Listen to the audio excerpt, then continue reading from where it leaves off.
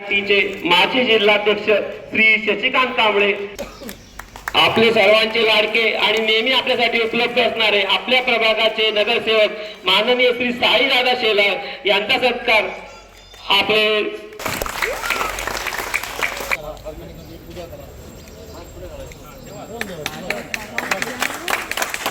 गणपती बाप्पा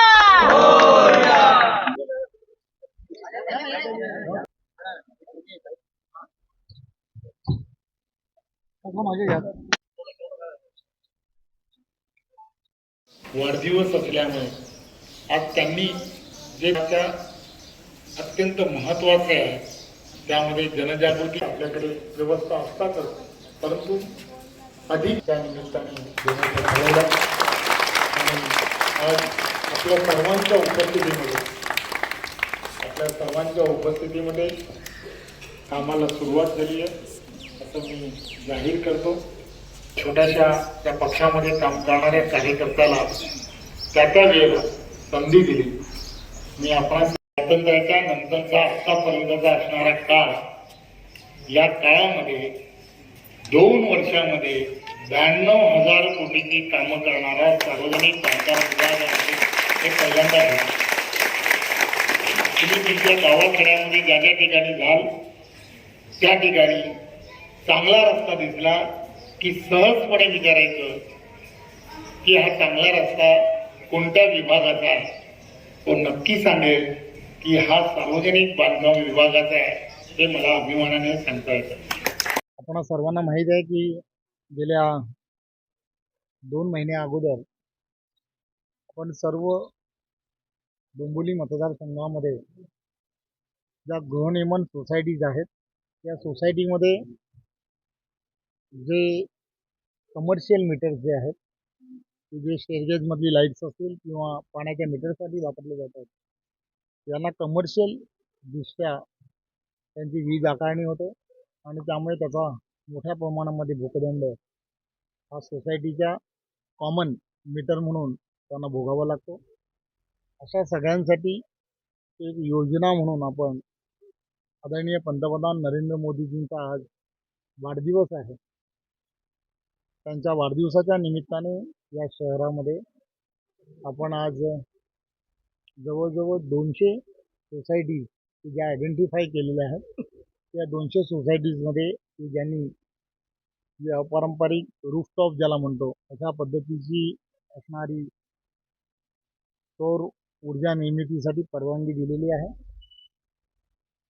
कोणत्याही गृहनिर्माण सोसायटीला याच्यामध्ये एकही रुपया खर्च करायचा नाही आहे, फक्त जागा उपलब्ध करून द्यायची आहे आणि त्यांचं जे रेग्युलर बिल येतं त्या बिलामध्ये जवळजवळ 50% जास्त ही कपात त्यामध्ये होणार आहे.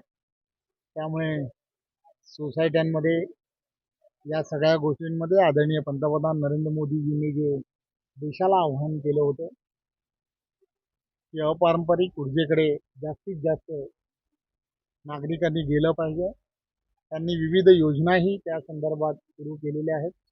गावागावामध्ये आपल्याला माहीत आहे की प्रत्येक घरावरती 300 युनिटपेक्षा कमी युनिट असणाऱ्या ज्या घरं आहेत त्यांना सगळ्यांना ते तशा पद्धतीची सौर ऊर्जेच्या माध्यमातून वीज व्यवस्था कशी उपलब्ध होईल याची नोंदणी करण्याचं कामही मोठ्या प्रमाणामध्ये संपूर्ण देशामध्ये सुरू आहे. आणि आज डोंबिवली शहरामध्ये सुद्धा त्याच पद्धतीचं काम हे आज सुरू झालं आहे. आज पहिल्या टप्प्यामध्ये 14 गृहनिर्माण सोसायट्या ज्या आहेत की ज्यांची AGMमध्ये या संदर्भातला निर्णय झाला की आपण त्या दिशेने गेलं पाहिजे. त्यांचा आज कामाला आजच सुरुवात केली जाणार आहे. त्याचबरोबर स्वच्छ भारत मिशनच्या माध्यमातून संपूर्ण देशभरामध्ये स्वच्छतेच्या बाबतीमध्ये एक जनजागृती करण्याचं काम हे पंतप्रधानांनी नेहमी करण्याचा प्रयत्न केला आहे.